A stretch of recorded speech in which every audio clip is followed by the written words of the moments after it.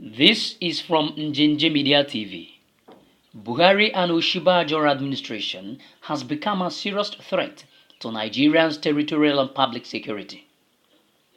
The threat to national security and unity, particularly territorial and public security, posed by President of the Federal Government of Nigeria under Muhammadu Buhari and Professor Yemi Osinbajo and his security forces is no longer that of governance or regime misconduct and failure, but it has risen to genocidal scale capable of plunging the entire country into complex humanitarian emergencies. It has also gotten so bad and more dangerous to the extent that the administration is now conducting itself and its activities as a chronic madman, a country of approximately 200 million people. It is also a truism that the Buhari and Osinbajo government, through its divisive and violent governance approaches, has violently rattled the ethnic religious foundations in the country to the extent that they've been violently and psychologically uprooted, provoked, threatened, pushed to the wall, spayed at, challenged, degraded, sometimes massacred, annexed and colonized. The damage and destruction done to Nigerian ethnic nationalities under the present administration will almost be an act of impossibility to heal and bind, except through a conference of all ethnic nationalities to decide whether to exist by autonomy or as separate statehoods, only if escaped from being consumed by looming war of anybody against anybody.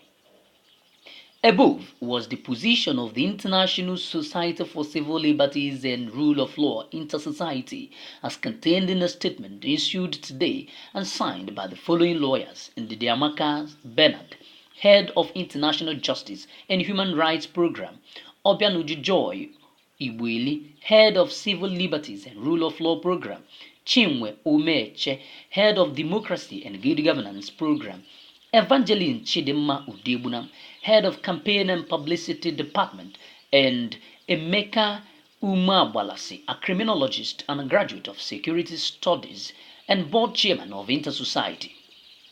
InterSociety is a research and investigative group as well as rights, security, rule of law and democracy campaigner in Nigeria and beyond its borders.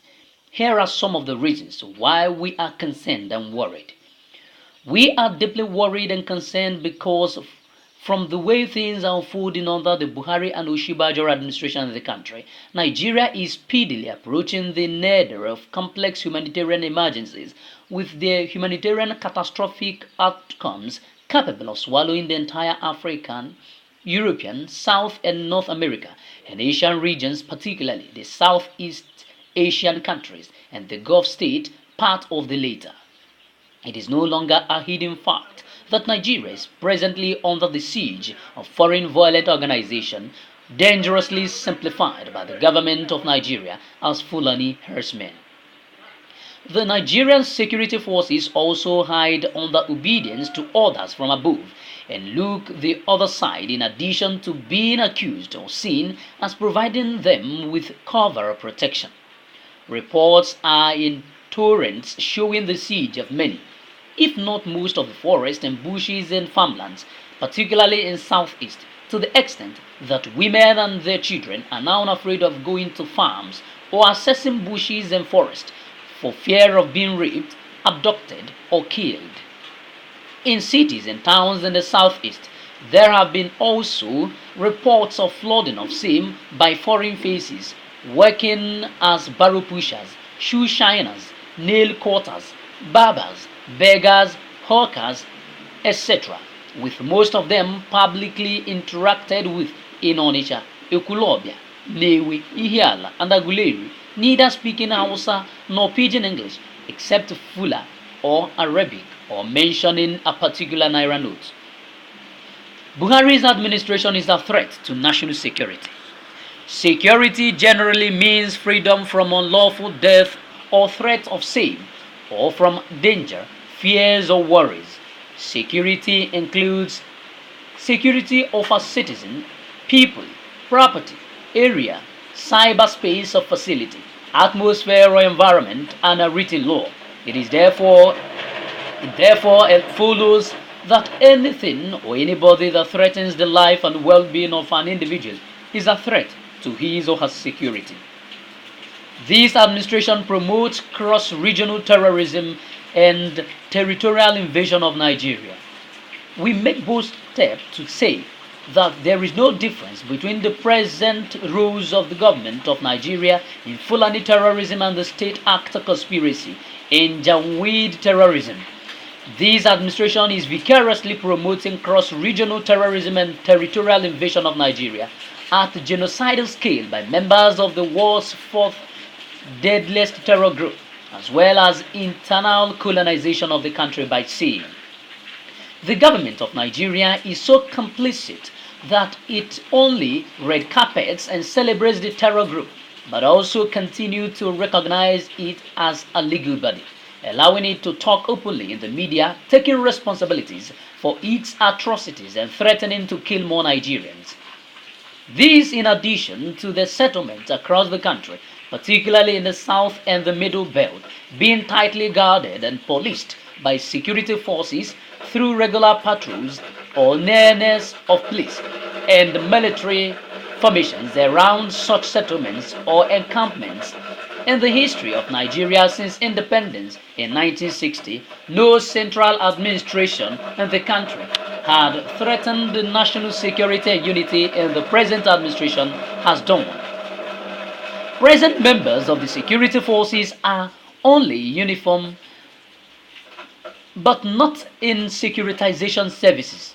Nigerians are passing through the agonies of official armed robbery and other forms of insecurity being perpetrated with reckless abandon by tens of thousands of untrained and corrupt armed police personnel and soldiers stationed at roadblocks and other locations across the country.